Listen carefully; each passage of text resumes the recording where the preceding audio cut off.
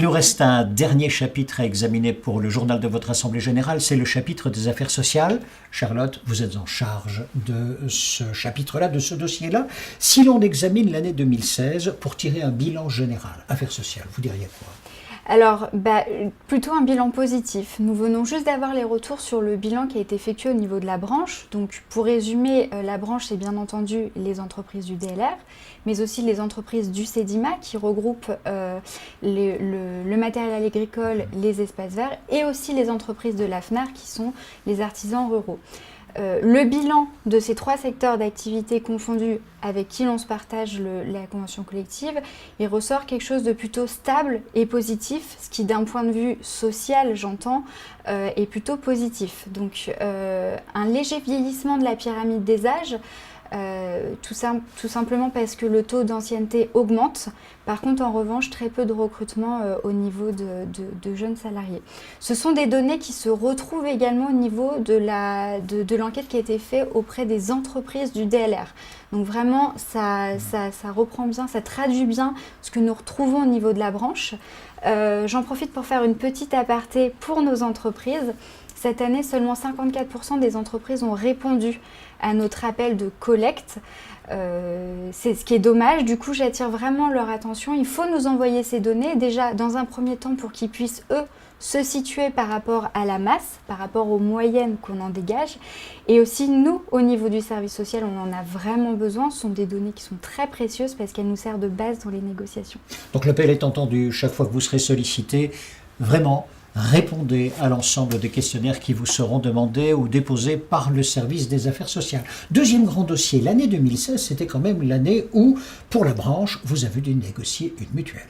Tout à fait. Alors, l'année 2016 marque le lancement du régime de branche au niveau de la mutuelle en partenariat avec Malakoff Médéric.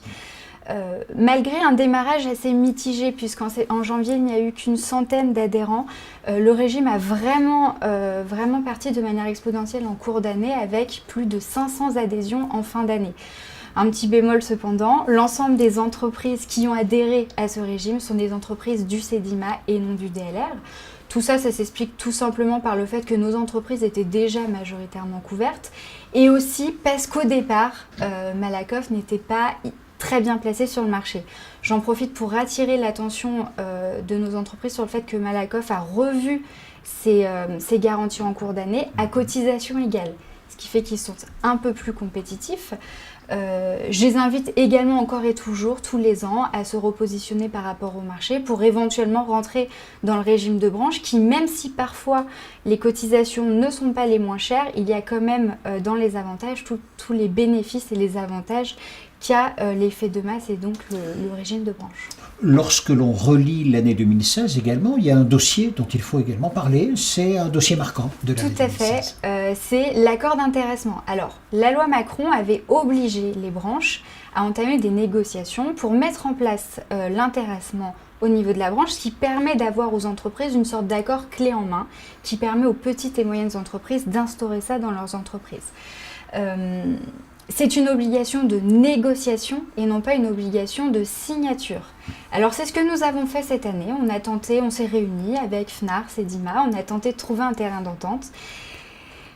Cependant, on est arrivé à la conclusion qu'il était impossible de trouver des critères communs à nos trois secteurs d'activité, ce qui nous empêchait, nous, au niveau du DLR, de se positionner et de signer un accord. Du coup, en 2016, fin de l'année, là, DLR s'est retiré des négociations et pour le moment, DLR ne sera pas signataire, sauf s'il devait y avoir des nouvelles évolutions l'année prochaine. Voilà donc les trois faits marquants de l'année 2016. Si maintenant on se dirige en pointillé sur l'extension de l'année 2017, ça donnerait quoi ?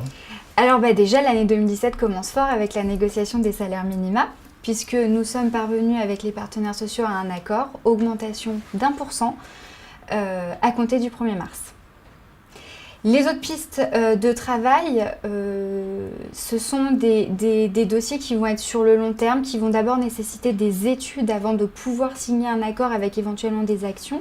C'est d'une part nos emplois repères, puisque l'accord de 2012 devait être revu dans 5 ans, et la place des handicapés au niveau de nos entreprises, qui est une obligation légale.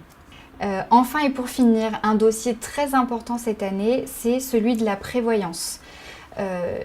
Juillet 2017 marquera la fin de la désignation d'AG2R en tant qu'organisme de prévoyance au niveau de la branche SDLM. De manière générale, nous ne pouvons plus désigner. Quid de ce qui va se passer pour la suite? Les partenaires sociaux ne sont pas encore tout à fait positionnés. J'informe nos entreprises qu'une étude de marché est actuellement en cours pour savoir vraiment comment se positionne AG2R. Est-ce qu'il pourrait être plus compétitif ou pas? Et quelle relation on pourra avoir à l'avenir au niveau de DLR et de la branche également, puisque nous n'avons pas tous les mêmes visions. Donc, to be continued.